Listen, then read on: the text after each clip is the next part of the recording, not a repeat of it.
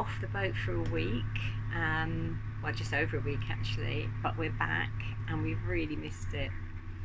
So well, as some of you may know, I'm a potter. I make ceramic sculpture. So where does a potter go? To the potteries. That's where we're off to. We've come back here and it's quite weathery at the moment, but the sky's dramatic out there. It's lovely. And you might notice that the sound and hopefully the lighting has improved a bit, because somebody mentioned that they couldn't hear me very well. So I've got this dead cat up here and a better microphone. And the problem with the Huawei's, which is what I've got, is that they tend to sort of, the contrast keeps going in and out, so I've sort of got a light around it now, so hopefully the videos will improve a bit.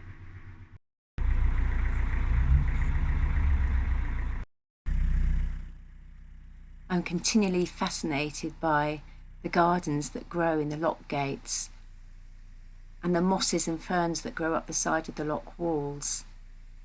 This one that we've just passing through now looks like the Hanging Gardens of Babylon. It's absolutely beautiful.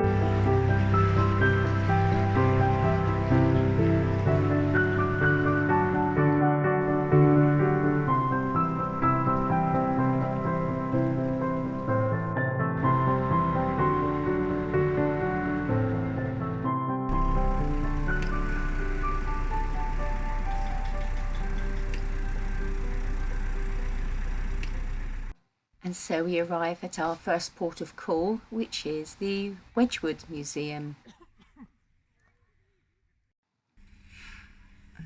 These are totally my cup of tea. They're so delicate. This is a collection of 80,000 pieces covering its 250-year history.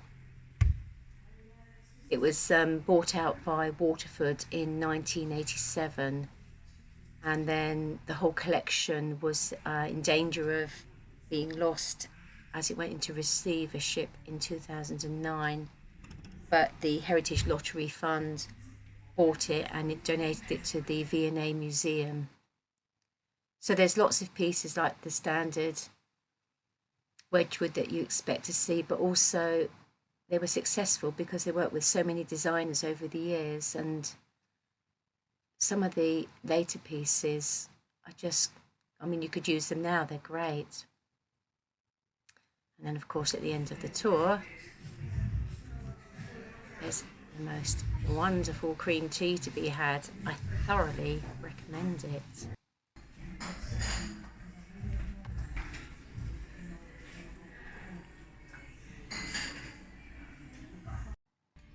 The moorings at Wedgewood are good too. We had a really entertaining afternoon watching this balloon. Sunbeam behind it. And chatting to all the passers-by on the towpath.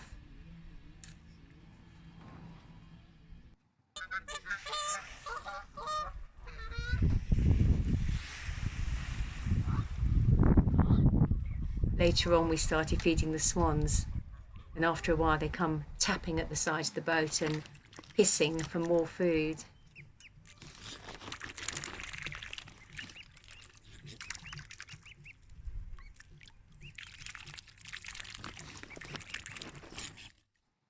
So now we climb up through the locks into the middle of Stoke.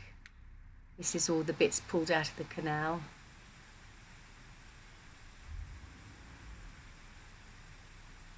And there's some very low bridges here. Our aerial got knocked down a few times.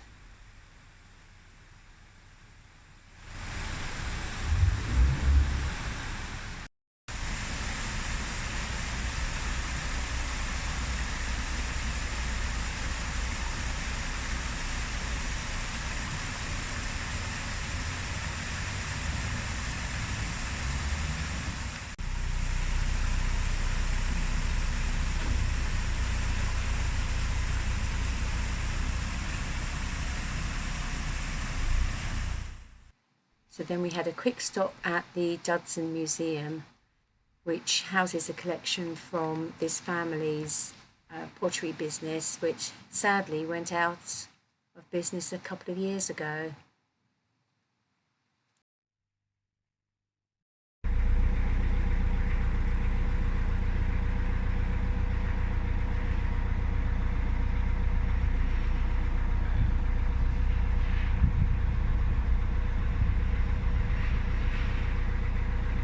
Rooms on the side probably would take like a boat on.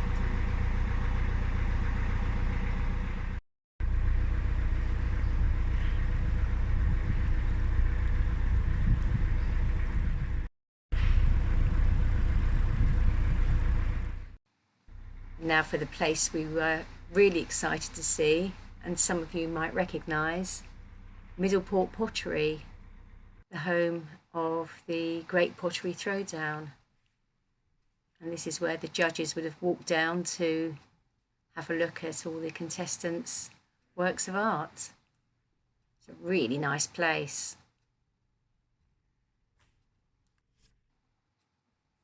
There's still lots of small businesses working here, making some work like this akin to Clarice Cliff, and they house a collection of work from over the years as well in a little museum.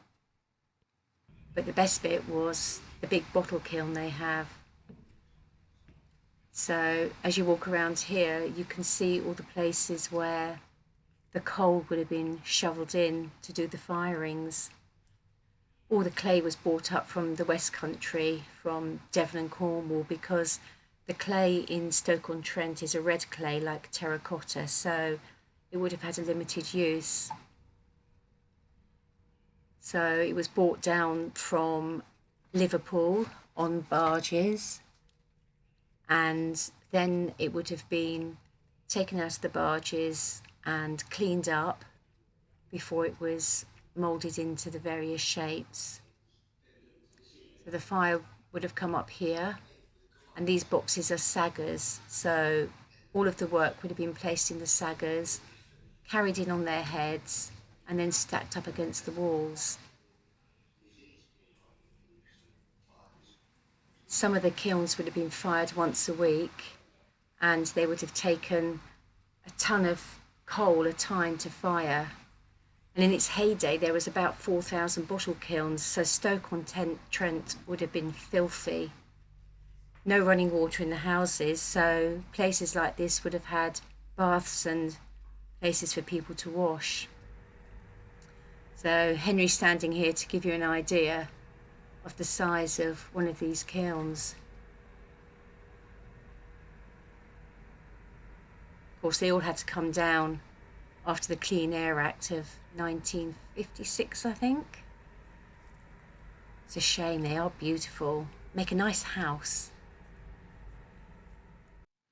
And again, we found a really nice place to moor up by some lakes.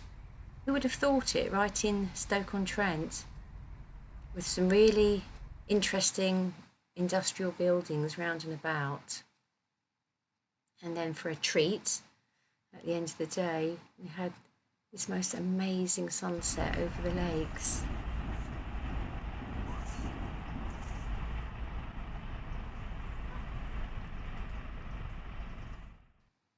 And no trip to the potteries would be complete without coming here.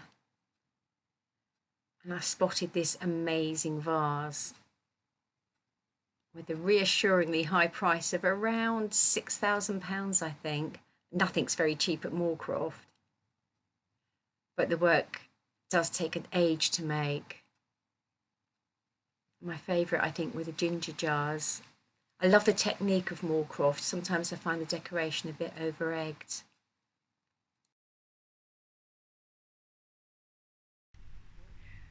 Well, with the potteries all done, it's the end of this video.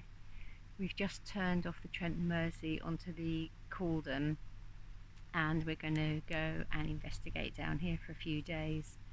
So, see you on the next video. Bye for now.